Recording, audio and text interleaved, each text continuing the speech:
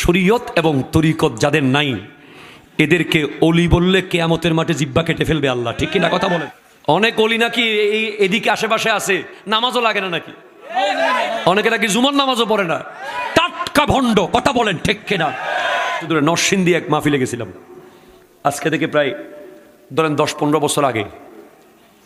অনেক ছোটবেলায় এক বাবা ছিল সেখানে মাহফিলে, যে বাবা আমারে দাওয়াত দিয়েছেন। ড্রয়িং রুমে গিয়ে বসলাম, চট্টগ্রামে আমরা 4-5 জন গেছি কার নিয়ে। দেখি ড্রয়িং রুমের টেবিলে এক বিশাল দুধের ডেক, দুধ, ভিতরে গোলাপের পাপড়ি।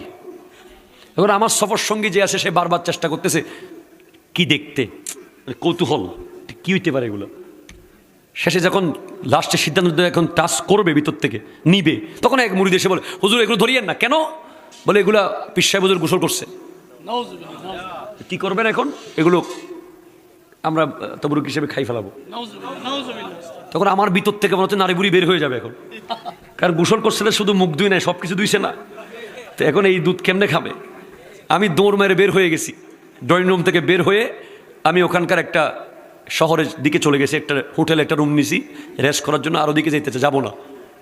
রাতে যখন মাহফিলে আসছি স্টেজে, বাবা মনে হয় দুধ দিয়ে গোসল করছে, অনেক ফর্সা রসা হবে, চেহারা অনেক সুন্দর হবে মনে করছেন, এই কালা হুরুস্তুল। পরে আরও অবস্থা খারাপ।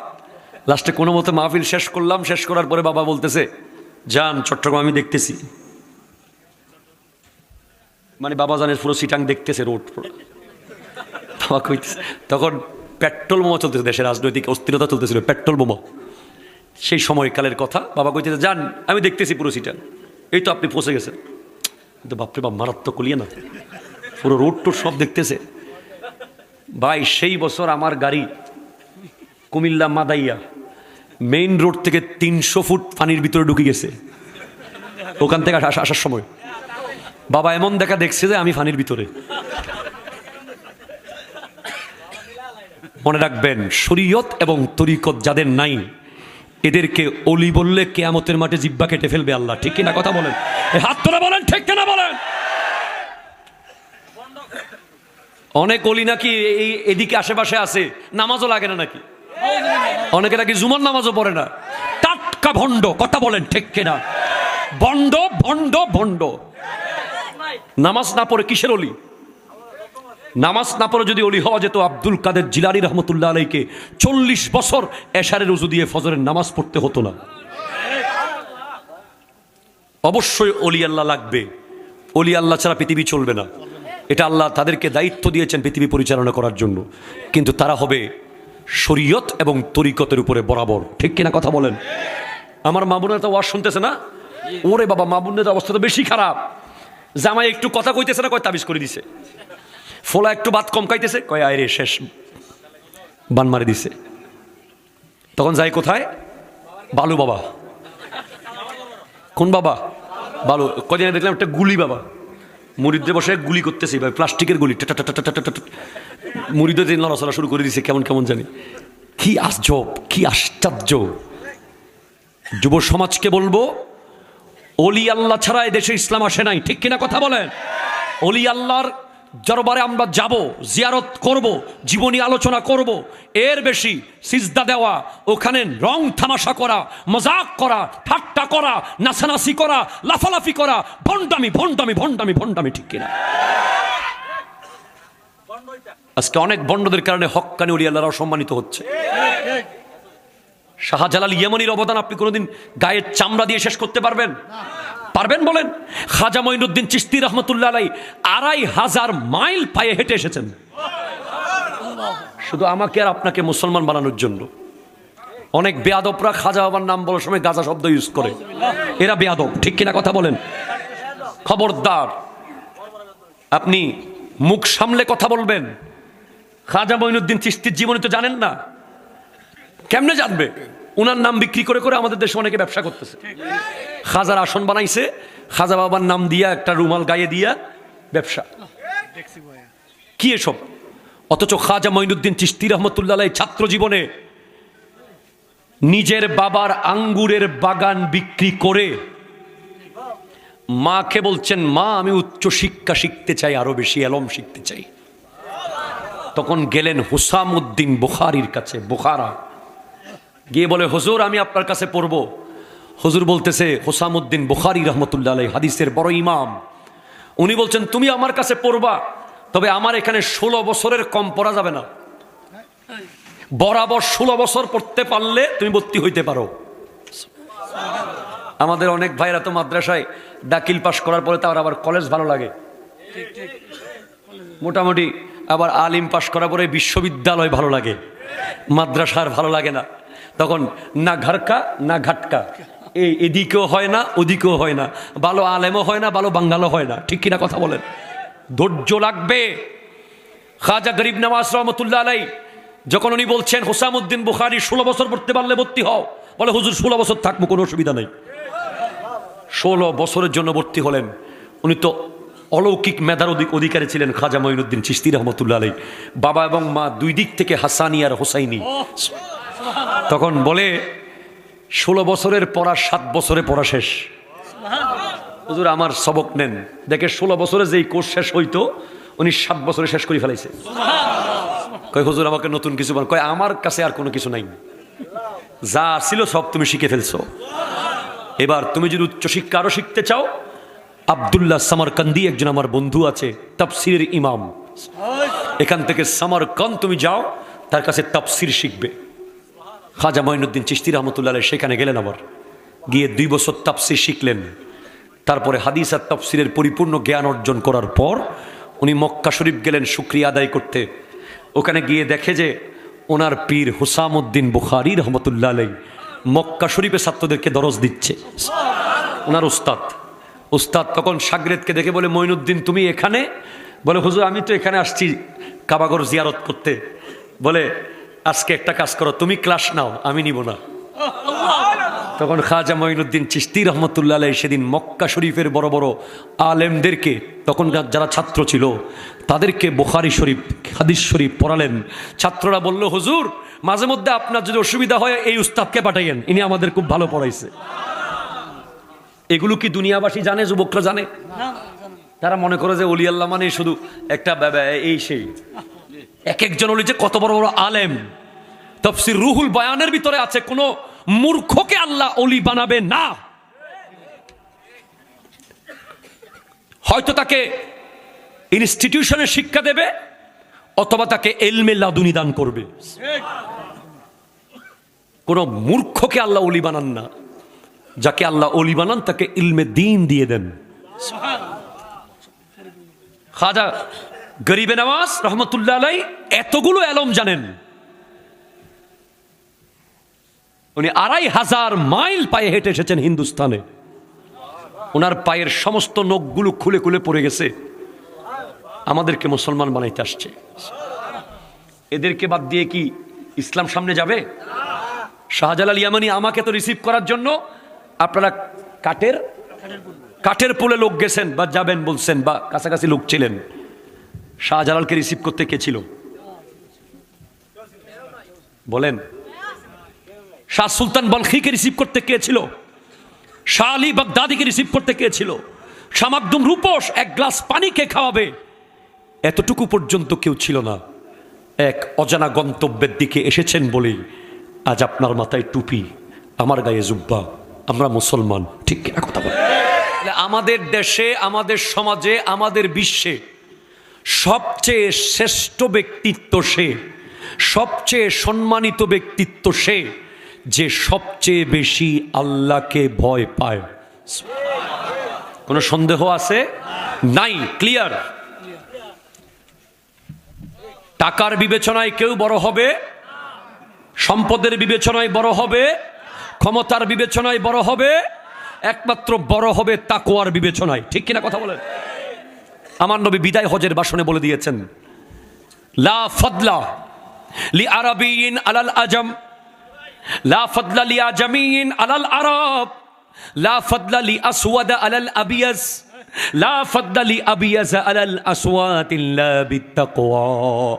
আজকের দিনে ঘোষণা দিয়ে দিলাম, কালোদের উপরে সাদাদের কোনো ক্ষমতা নাই, সাদাদের উপরে কালোদের কোনো ক্ষমতা নাই, আরবদের উপরে অনারবদের কোনো ক্ষমতা নাই, অনারবদের উপরে আরবদের কোনো ক্ষমতা নাই। একমাত্র সম্মানিত ক্ষমতাবান সে যে সবচেয়ে বেশি আল্লাহকে ভয় পায়, যে মনে করে প্রতি মুহূর্তে কেউ দেখুক আর না দেখুক আল্লাহ দেখতেছে। ঠিক কিনা কথা বলেন? এই পৃথিবীতে আমার নবীর পরে সবচেয়ে বড় মুত্তাকি ব্যক্তি হযরতে আবু বকর সিদ্দিক রাদিয়াল্লাহু তাআলা। আপনাদের কষ্ট হচ্ছে নাকি? শিওর নেই? আমার দিকে তাকান না বাবা, 10 মিনিট আর গাড়ি রেডি আছে, তাকান ভাই। সিদ্দিক আকবর নাম শুনেছেন তো? আবু বকর সিদ্দিক রাদিয়াল্লাহু তাআলা, যিনি নিজের তাকওয়া মুত্তাকি গিরি ধরে রাখার জন্য বিভিন্ন অভিনব পদ্ধতি পালন করতেন। নিজেকে মুত্তাকি রাখার জন্য তার মধ্যে একটা ছিল জিহ্বা ধরে রাখা। কি ধরে রাখা? জিহ্বা ধরা সহজ কাজ? কতক্ষণ ধরে রাখতে পারবেন? সিদ্দিক আকবর রাদিয়াল্লাহু তাআলা আনহু নিজের জিহ্বাটা বের করে এভাবে হাত দিয়ে ধরে ধরে রাখতেন। মাঝে মাঝে মনে হতো যে এখন জিহ্বা ছিঁড়ে যাবে।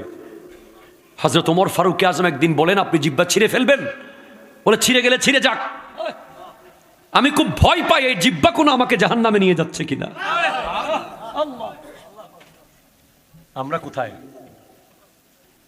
যিনি নিশ্চিত জান্নাতি, নিশ্চিত জান্নাতি, আমার নবী বারবার যাকে বলেছেন আবু বকর জান্নাতি, আবু বকর জান্নাতি, আবু বকর ফিল জান্নাহ, জান্নাহ, জান্নাহ। উনি যদি গীবত থেকে বাঁচতে, চুগলি থেকে বাঁচতে, গালি থেকে বাঁচতে, ইসলাম বিরোধী কথা থেকে বাঁচতে, নিজের তাকওয়াকে ধরে রাখতে জিহ্বা টেনে ধরে রাখে, আমরা কোথায় যাব? আমাদের অবস্থান কোথায় হবে? আমাদের চার দোকানগুলো জানে, আমাদের চার দোকানের চায়ের কাপ জানে আমরা কত গীবত করেছি। কথা কোনো ঠিক কিনা বলেন না? এরপরে ওমর ফারুক আজম কি করতেন? বলো কি করতেন? আমার ওয়াজে তোমাকে অনেকবার দেখছি আগে। তোমার নাম কি? দাঁড়াও, বিসমিল্লাহ। কি নাম তোমার? দেলোয়ার। হযরত ওমর উনি কে? এটা কে? ওমর, হযরত ওমর কে উনি? হ্যাঁ, নবীজির সাহাবী। ইসলামের কোন দায়িত্বে ছিল উনি? কোন দায়িত্বে?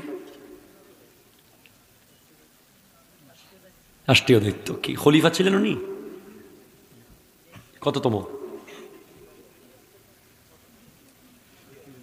গুড। দাঁড়াও, মাইক নাও, এই মাইকটা দাও। Thank you. তুমি দাঁড়িয়ে বলো, এখানে আসো, বলো হযরত ওমর কে ছিলেন? মারহাবা, আল্লাহ কবুল করুক, আমিন জোরে বলেন। আর হযরত আবু বকর সিদ্দিক রাদিয়াল্লাহু তাআলা কে ছিলেন? কত নম্বর খলিফা ছিলেন? প্রথম। Very good. 3 নম্বর খলিফার নাম কি? হযরত উসমান রাদিয়াল্লাহু তাআলা। 4 নম্বর খলিফার নাম কি? চতুর্থতম হযরত আলী রাদিয়াল্লাহু তাআলা আনহু। জোরে বলেন মারহাবা, মারহাবা। আমি প্রায় জায়গায় গেলে চেষ্টা করি যে বসো তুমি, এই 4 জন খলিফাকে একটু পরিচয় করাতে। কেন জানেন? আমার নবী যখন হাউজে কাউসারের পানি দেবেন, তখন হাউজে কাউসারের 4 কোনায় 4 খলিফা দাঁড়িয়ে থাকবে। আমার নবী বলবেন আবু বকর সিদ্দিক রাদিয়াল্লাহু তাআলা, আবু বকর, ব্রাহ্মণবাড়িয়ার এই রানিয়ারার এই লোকটা তোমাকে ভালোবাসতো? যদি বলে হ্যাঁ ইয়া রাসূলুল্লাহ, আমাকে ভালোবাসতো। ওমর তোমাকে ভালোবাসতো? হ্যাঁ আমাকেও বাসতো। ওসমান তোমাকে বাসতো? হ্যাঁ আমাকেও বাসতো। আলী তোমাকে বাসতো? হ্যাঁ আমাকেও বাসতো। 4 জন যখন একমত হবে আপনি 4 জনকে ভালোবাসতেন, তখন আমার নবী ওই ব্যক্তিকে কাউসার কূপের পানি দান করবে। এখন আমরা আমাদের ছেলে মেয়েদেরকে তো আমরা এগুলো জানাই নাই এরা কারা। আমরা দিয়েছি physics, chemistry, biology, geography, grammar, অঙ্ক, ইংরেজি সকালবেলা ব্যাগ নিয়ে বাইর হয়, রাতের বেলা ব্যাগ নিয়ে ঢুকে। কথা কোন ঠিক কিনা জোরে বলেন। আরে আপনি পরিচয় না থাকলে ভালোবাসবে কিভাবে? আপনি আমাকে চিনেন বলেই তো ভালোবাসেন, আমার ভিডিও দেখেন, আমাকে চিনেন। তো আপনি সিদ্দিক আকবরকে যদি আপনার ছেলে না চিনে, না জানে, তার জীবনী না জানে, তাকে ভালো কেমনে বাসবে বলেন? এজন্য এই 4 খলিফার পরিচিতি, তাদের জীবনী আপনার সন্তানকে আগামী রমাদানে প্রতিদিন আধা ঘন্টা করে বসিয়ে বসিয়ে পড়িয়ে দেন। এই 4 জন খলিফার জীবনী গ্রন্থ বাসায় রাখুন। আর প্রত্যেকে আছে, তার প্রমাণ তো পাইছি। মারহাবা কোন বাসায় রমাদানে আপনার সন্তান যেন কার্টুন না দেখে বসে বসে, কথা কোনো ঠিক কিনা বলেন না, সে যেন বসে বসে অন্যান্য মাসের মতো ক্রিকেট ফুটবল খেলা নিয়ে ব্যস্ত না থাকে। কারণ রমাদানে প্রতিটা নেক আমল 70 গুণ সওয়াব দেওয়া হবে, 700 গুণ দেওয়া হবে, এটা 7 কোটি গুণও হতে পারে। আল্লাহু ইউদাইফু লিমান ইয়াশা, যারা বলেন সুবহানাল্লাহ। সে কারণে রমাদানে একটা গুরুত্বপূর্ণ আমল আপনারা করবেন। প্রথম রমাদান থেকে শুরু করবেন এই আমলটি, যেটি পালাক্রমে 30 দিনে অবশ্যই যেন অন্তত 4 খলিফার জীবনী আপনার সন্তান বাসায় বসে বসে পরিপূর্ণ শেষ করে। 30 দিনের মাথায় গিয়ে 4 খলিফার জীবনী থেকে একটা পরীক্ষা নেবেন। প্রত্যেক খলিফার জীবনী থেকে 10টা করে প্রশ্ন দেবেন, মোট 40টা প্রশ্নের উত্তর সে দেবে। এই উত্তরের উপর ডিপেন্ড করে তাকে পুরস্কার দেবেন। দরকার আছে না নাই? আপনারা ঘোষণা করবেন এগুলো পুরস্কার বাসায়। আরেকটা পুরস্কার দিতে পারেন, যে বলেন ঠিক আছে 4 খলিফার জীবনী তুমি পড়ে পরিপূর্ণ দিবা, 40টা প্রশ্নের উত্তর দিবা, বিনিময়ে তোমাকে এই পুরস্কার দেব। আবার দিবেন আরেকটা অফার দিবেন, যে 30 দিনে এক খতম কোরআন শরীফ পড়ে দিবা, তোমাকে 2টা 1000 টাকার কসকসে নোট দিয়ে দেব ঈদের দিন। দরকার আছে না নাই? আমরা শুধু কম্পিটিশন করেছি, ওদিকে জায়গাটা তোর চাচা দখল করেছে, আমাদের দখল করতে হইব। কথা কোনো ঠিক কিনা ধরে বলেন। ওইদিকে বিলের জমিটা কিন্তু আমাদের, প্রস্তুতি ল, দোকানগুলো দখল করতে হবে, এটা করতে হবে, ওটা করতে হবে। এই ধরনের কম্পিটিশন শিখাইছি। অমুকের পোলা লক্ষ লক্ষ টাকা কামায়, তোরা কি করস খালি?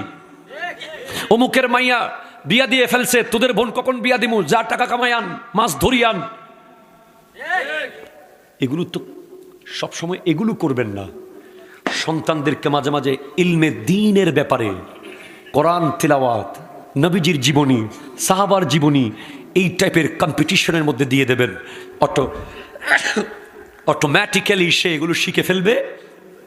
আর যদি শিখতে পারে, সে যদি সিদ্দিক আকবরের জীবনী ভালোভাবে পড়ে ফেলে, সে ডাক্তার হবে, কসাই হবে না। ঠিক কিনা কথা ধরে বলেন। সে ইঞ্জিনিয়ার হবে, রডের জায়গায় বাঁশ দেবে না। সে লয়ার হবে, কোনোদিন অন্যায় বিচার করবে না। সে আলেম হবে, গুস্তাগ রাসূল হবে না। কথা বলেন ঠিক কিনা? হযরত ওমর কি করতেন? হযরত ওমর রাদিয়াল্লাহু তাআলা আনহু নিজেকে তাকওয়াবান রাখার জন্য একজন লোক নিয়োগ দিয়েছিলেন, যেই লোকের দায়িত্ব ছিল প্রতিদিন খেলাফতের কাজ শুরু করার আগে ওই লোক দাঁড়াতো। প্রতিদিন সংসদ শুরু করার আগে দাঁড়িয়ে সে বলতো, শুধু একটা লাইন বলতো, ওমর আপনি মারা যাবেন। কি বলতেন? ওমর আপনি মারা যাবেন। এই লাইনটা বলার জন্য উনি লোক নিয়োগ দিয়েছিলেন হযরত ওমর। এই কথা শুনতেন উনি, শুনে অজরে কান্না করতেন। এরপরে উনি খেলাফতের কাজ শুরু করতেন। কি অভিনব পদ্ধতি আপনি দেখেন। আমাদের প্রত্যেকটা দায়িত্ববান দেশের বর্তমানে যারা উপদেষ্টা আছে বা যারা ভবিষ্যতে মন্ত্রী হবে বা চেয়ারম্যান মেম্বার, তারা যদি দিনের কাজ শুরু করার আগে তাদের কেউ দাঁড়িয়ে বলে আপনি মারা যাবেন, উনি মৃত্যুর ভয় নিয়ে দিনটা শুরু করবে। এজন্য আমি একটা নিয়ম দিয়েছিলাম যুব সমাজকে, যে আমাদের মোবাইল আছে না, স্মার্টফোন আছে, আমার নবী হাদিসে পাক হযরত আয়েশা সিদ্দিকা রাদিয়াল্লাহু তাআলা থেকে বর্ণিত, তিনি বলেছেন, যে ব্যক্তি প্রতিদিন 20 বার মৃত্যুর কথা স্মরণ করবে, কিয়ামতের মাঠে সে শহীদদের সাথে থাকবে। এখন আপনি চাইলে কি করতে পারেন? সবার হাতে স্মার্টফোন আছে, আপনি এখানে লিখে রাখতে পারেন স্ক্রিনে, আমি মারা যাব। কি লিখতে পারেন? এর জন্য কি লিখতে পারেন? আমি মারা যাব। এটি স্ক্রিন সেভার ওয়ালপেপার দিয়ে রাখেন, অথবা আপনি যেই বিছানায় ঘুমান বালিশের পাশে দেয়ালে লিখে রাখেন, আমি একদিন মারা যাব। অথবা আপনার পড়ার টেবিলে লিখে রাখেন, আমি মারা যাব। এবার আপনি যখন সকালে ঘুম থেকে উঠে প্রথম ঘড়ি মোবাইলের দিকে তাকাবেন, তখন লেখা আসবে, আমি মারা যাব। তখন আপনি যতই শীত পড়ুক, আপনি উজু না করে নামাজ না পড়ে থাকতে পারবেন না। ঠিক কিনা? জোরে কথা বলেন। যখন আপনি অফিসে যাবেন, মোবাইল হাতে নেবেন, লেখা আছে আমি মারা যাব, তখন আপনি আর লাখে 10,000 নিতে পারবেন না। আপনি তখন আর ঘুষ খেতে পারবেন না। আপনি তখন আর 2 নাম্বারই করতে পারবেন না।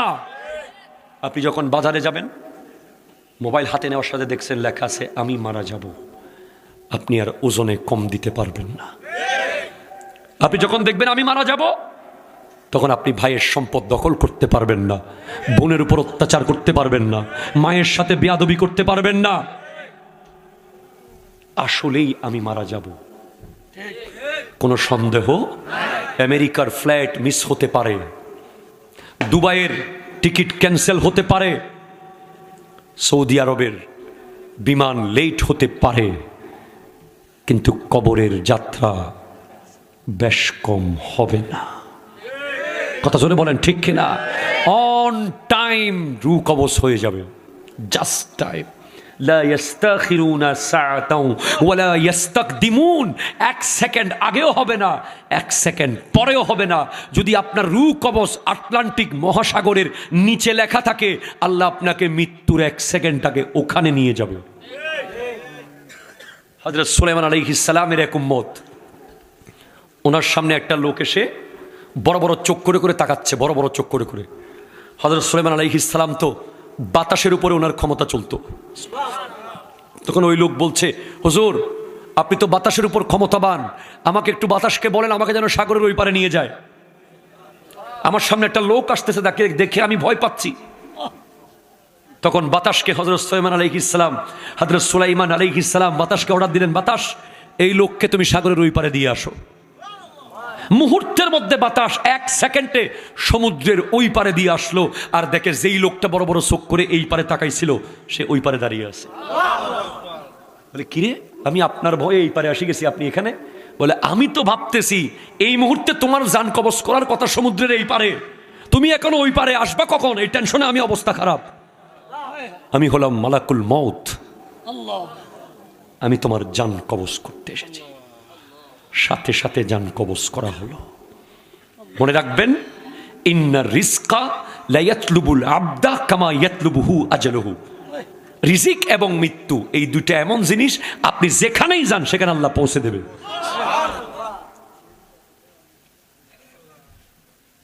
হযরত ওমর একদিন ওই ব্যক্তিকে বলে, তোমার চাকরি শেষ। কেন? আমি আপনাকে মৃত্যুর কথা স্মরণ করিয়ে দেব না? আর বলে, আর স্মরণ করানো লাগবে না। বলে, কেন? তোমার ডিউটি পালন করার জন্য নতুন দায়িত্ববান এসে গেছে। কে? আমার সাদা দাড়ি। আমার একটা দাড়ি সাদা হয়ে গেছে, আজকে থেকে এই দাড়ি প্রতিদিন আমাকে বলতেছে, ওমর তুমি মারা যাবে। যারা জান্নাতের গ্যারান্টি পাওয়ার পরেও এইভাবে মৃত্যুকে ভয় পেত, আর আমরা কি? হযরত আলী একদিন এসেছিলেন হযরত ওমরের ঘরে রাদিয়াল্লাহু তাআলা আনহুমা। বলে, কে? বলে, আমি আলী। কেন? কথা আছে। কি কথা? রাষ্ট্রীয় কথা না ব্যক্তিগত কথা? কয় ব্যক্তিগত কথা। হযরত ওমর রাদিয়াল্লাহু তাআলা আনহু চেরাগ নিভিয়ে দিলেন। কিরে ভাই, আপনি রুম অন্ধকার করে দিলেন কেন? বলে, এই চেরাগের তেল রাষ্ট্রীয় তেল, আমি আপনার সাথে ব্যক্তিগত কথা বলার জন্য এখান থেকে 1 ফোঁটা তেল ব্যবহার করতে পারবো না। এখন নেতা সাহেবের 5টা গাড়ি, নেতার নাতি সাহেবের 10টা গাড়ি, নাতির ফতি সাহেবের 6টা গাড়ি, আর হযরত ওমর 1 ফোঁটা তেল জ্বালান নাই ব্যক্তিগত কাজে। জীবনে নিজের বাচ্চাদেরকে কোনোদিন নতুন কাপড় কিনে দিতে পারেন নাই, অথচ 22 লক্ষ বর্গমাইলের শাসক ছিলেন। প্রধানমন্ত্রী, রাষ্ট্রপতি, খলিফা, আমিরুল মুমিনিনের বাচ্চারা ঈদের দিন পুরাতন কাপড় পরে ঈদ করেছে। বিবি কেঁদে কেঁদে বলে, একটু যান না, আমাদের কিছু না দেন, অন্তত বাচ্চাদেরকে কি একটু নতুন কাপড় দেন। হযরত ওমর গেলেন রাষ্ট্রের কোষাধ্যক্ষের কাছে, আমাকে কি 1 মাসের বেতন অগ্রিম দেওয়া যায়? রাষ্ট্রের কোষাধ্যক্ষ বলে, আমাকে কি 1 মাস বেঁচে থাকার গ্যারান্টি দেওয়া যায়? বলে, আগে আপনি আমাকে 1 মাস বেঁচে থাকবেন সে গ্যারান্টি দেন, আমি আপনাকে 1 মাসের অগ্রিম বেতন দিয়ে দেব। বলে, ভাই আমার টাকাও লাগবে না, তুমি আমাকে বড় বাচ্চা বাঁচাইছো, আমার বাচ্চারা পুরাতন কাপড় পরে ঈদ করুক। আপনারা মেয়ের বিয়ে ঠিক, ছেলের জন্য বউ ঠিক করতে গেলে আগে দেখেন অনেক পয়সাওয়ালার মেয়েটা দিবে কিনা, তারপরে সেকেন্ড পয়সাওয়ালা, তারপর থার্ড পয়সাওয়ালা। মেয়ে কেমন দেখার দরকার না, আগে বাপের পয়সা আছে নাকি দেখ। কথা কয় না, কথা কয় না। অথচ হযরত ওমর 22 লক্ষ বর্গমাইলের শাসক, যাকে মিশরের গভর্নর দেখতে এসেছে, কেমন লোকটা দেখতে, গোটা 22 লক্ষ বর্গমাইল যার কন্ট্রোলে, অর্ধ পৃথিবী, তাকে একটু দেখবো, তার সিংহাসন কেমন, তার পার্সোনাল কামরাটা কেমন, তার বডিগার্ড কয়জন আছে, তার খাবার দাবার কি। মিশরের গভর্নর যখন আসলো, মুসলমানদের জিজ্ঞেস করে, ও মুসলমানেরা, তোমাদের খলিফার রুমটা কোন জায়গায়, ওনার রাজপ্রসাদটা কোথায়? কয়, কি কইতেছে না বলতা বলে এগুলো? ওই যে খেজুর গাছের নিচে, মাথার নিচে ইট দিয়া যিনি ঘুমাইতেছে, উনি হলেন আমিরুল মুমিনিন, খলিফাতুল মুসলিমিন, ওমর ইবনুল খাত্তাব রাদিয়াল্লাহু তাআলা।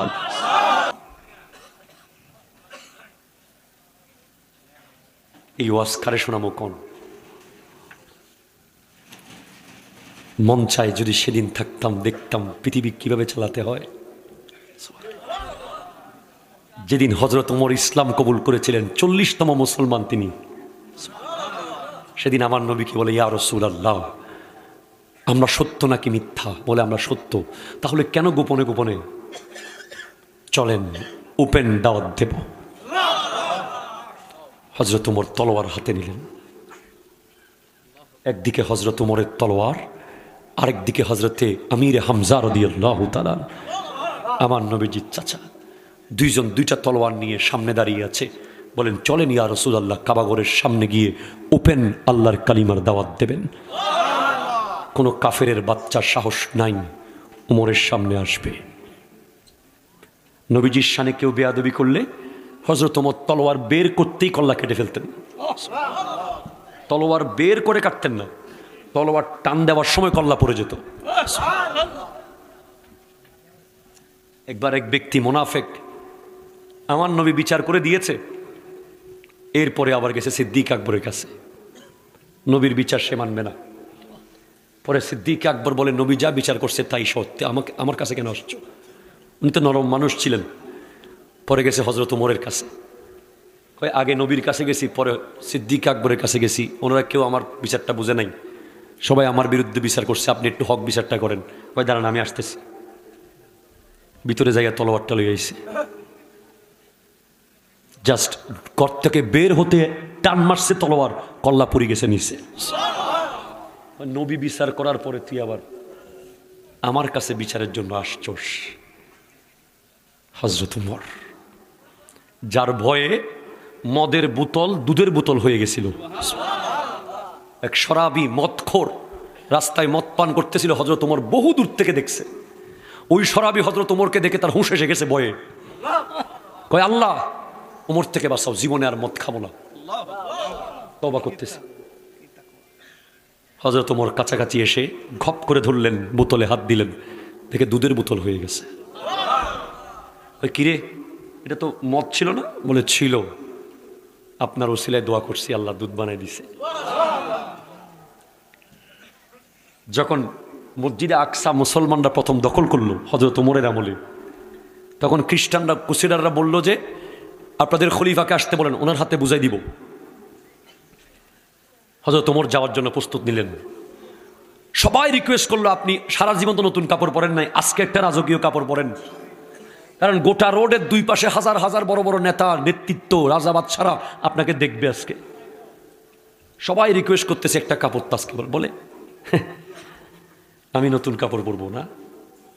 আমার খেলাফতের 22 লক্ষ বর্গ মাইলের সবাই নতুন কাপড় পরছে, সবার গায়ে নতুন কাপড় নিশ্চিত খোলে, তারপর আমাকে বলিও পড়তে। পরেন নাই, ঘোড়ায় করে যাচ্ছেন। পুরো পথে পথে মানুষ বলছে, আরে উনি যখন মসজিদ আকসার কাছাকাছি গেছেন, একটা জায়গা আছে পানি, মাঝখানে কি পানি, ঘোড়া যাবে, তবে ঘোড়াকে টেনে নিতে হবে, ঘোড়া এমনি চলবে না। সবাই চাইলেন হযরত ওমর রাদিয়াল্লাহু তাআলা ঘোড়ার লাগাম ধরতে, বলে আমার ঘোড়ার লাগাম আমি ধরতে পারবো।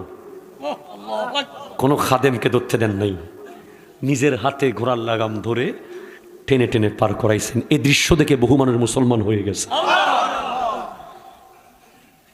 এটার নাম তো ইসলাম।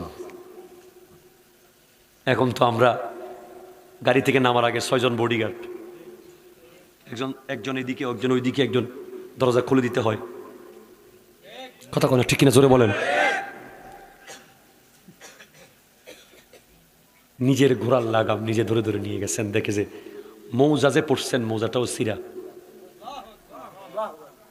পরে আমার নবীর হাদিস, যিনি জীবনে জামা পরেন নাই, এবং হযরত ওমরকে একবার জিজ্ঞেস করা হয়েছিল, আমার নবী জিজ্ঞেস করছেন, ওমর তোমার সবচেয়ে প্রিয় জিনিস কি? উনি বলছেন, 1 আল আমরু বিল মারুফ, সৎ কাজের আদেশ দেওয়া। 2 ওয়ান নাহি আনিল মুনকার, অসৎ কাজে নিষেধ করা। 3 নম্বরটা কি? বলে ওয়াসাউবুল খালিকু, পুরাতন কাপড় পরা। পুরাতন কাপড় পরা কোনো মানুষের প্রিয় জিনিস হইতে পারে? কতটুকু দুনিয়ার ত্যাগকারী হলে বলতেছে পুরান কাপড় পরা আমার বেশি প্রিয়। তখন আমার নবী বলছেন, আবু বকর তাজুল ইসলাম, ও ওমরু খুল্লাতুল ইসলাম, ও উসমানু ইকলিলুল ইসলাম, ও আলীউন তাবিবুল ইসলাম। বলে ওমর তুমি কাপড় পরো নাই তো, তোমাকে ইসলামের জামা বানিয়ে দিলাম। বলে সিদ্দিক আকবর হলেন ইসলামের মাথার মুকুট, হযরত ওমর রাদিয়াল্লাহু তাআলা হলেন ইসলামের গায়ের জামা, হযরতে উসমান যুন্নুরাইন ইসলামের গলার মালা, আর মৌলা আলী হলেন ইসলামের ডাক্তার। তাকওয়া, মুত্তাকি। মেয়ের বিয়ে, ছেলেকে বিয়ে করাবেন হযরতে আসেম রাদিয়াল্লাহু তাআলাকে, ঘুরতেছেন রাত্রেবেলা, দেখে এক মা আর এক মেয়ে যুদ্ধ করতেছে ঘরের ভিতরে দুধ নিয়ে। মা কইতেছে দুধে পানি মিশা, মেয়ে কইতেছে মিশামো না। কিল্লা মিশাবি না? কয় খলিফা মানা করছে। হযরত তোমার বেড়ার ফাঁক দিয়ে সব শুনতেছে। বলে মা বলতেছে খলিফা দেখতেছে নাকি? মেয়ে বলতেছে আল্লাহ তো দেখতেছে। সাথে সাথে ওই মেয়ের বংশ কি, বাপকে পরিচয় কি, টাকা কত আছে, বাড়ি আছে না গাড়ি আছে, কিচ্ছু দেখে নাই। কয় আপনার মেয়েকে আমার ছেলের বউ বানাবো। প্রস্তাব, আমি দুধওয়ালি, আপনি খলিফা, আমার মেয়ে আপনার ছেলের বউ হবে, কেন অসুবিধা কি? না, কিভাবে? আমার মেয়ের কি যোগ্যতা আছে? তোমার মেয়ের সবচেয়ে বড় যোগ্যতা আছে। কোনটা সেটা? কোরআন শরীফ যেটা বলছে যোগ্যতা, ইন্না আকরামাকুম ইনদাল্লাহি আতকাকুম, যে সবচেয়ে বেশি আল্লাহকে ভয় পায় সে সবচেয়ে বেশি যোগ্য। তোমার মেয়ের কাছে আল্লাহর ভয় আছে, সে আমার ছেলের বউয়ের যোগ্য। আমরা দেখি নাই, আমরা এমন মানুষকে মসজিদের সভাপতি বানাই যিনি সূরা ফাতিহাও পড়তে পারে না। আমরা এমন মানুষের দিয়ে খতিবের ইন্টারভিউ নিই যিনি নিজের জীবনে কোনোদিন নামাজ ভালো করে পড়তেও পারে না এখন পর্যন্ত। সমাজে যেদিন তাকওয়াবান, মুত্তাকি, আল্লাহওয়ালা, তাহাজ্জুদ গুজাররা সমাজের লিডার হবে, সেদিন সমাজ হবে জান্নাত। ঠিক কিনা কথা বলে?